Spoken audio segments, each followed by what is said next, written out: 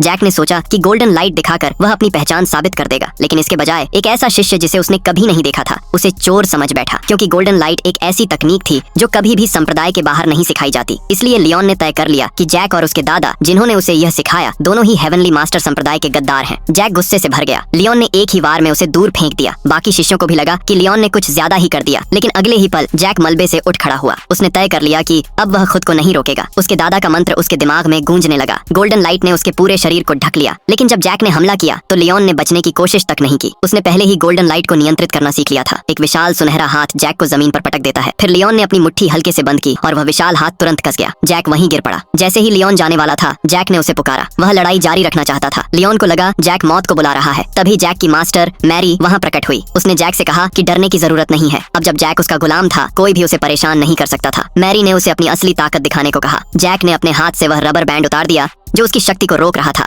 उसने लियोन को सबक सिखाने का फैसला किया। बिजली की चमक उसके शरीर के चारों ओर लिपट गई। ये थंडर मैजिक था। ये गोल्डन लाइट से भी ज्यादा शक्तिशाली था। सभी लोग हैरान रह गए, क्योंकि थंडर मैजिक एक उच्च स्तर की कला थी जो कभी भी संप्रदाय के बाहर नहीं सिखाई जाती। जैक की पहचान अब साफ थी कि वह कोई साधारण व्यक्ति नहीं है। शिष्यों में से सिर्फ लियोन को ही थंडर मैजिक सीखने की अनुमति थी, लेकिन जैक ने सिर्फ थंडर मैजिक ही नहीं इस्तेमाल किया। उसने उससे लियोन की गोल्डन लाइट को तोड़ दिया और हमला जारी रखा। लियोन को भी थंडर मैजिक का सहारा लेना पड़ा, लेकिन दोनों में फर्क था। लियोन की बिजली में काली ऊर्जा मिली हुई थी, जबकि जैक की बिजली चमकदार और शुद्ध सफेद थी। फिर भी लियोन की ताकत ज्यादा थी। जैसे ही जैक हारने वाला था, मैरी ने एक ही वार में दोनों की बिजली को अलग कर दिया। उसने लियोन को इशारा किया कि वह लड़ाई जारी रखे। अगर वह ऐसा करता तो वह खुद हस्तक्षेप करती, लेकिन अब लियोन लड़ना नहीं चाहता था। उसने जैक से कहा कि उसने 1 महीने बाद होने वाले अदरवर्ल्ड टूर्नामेंट में अपनी जगह बना ली है। उस टूर्नामेंट का विजेता अगला हेवनली मास्टर बनेगा।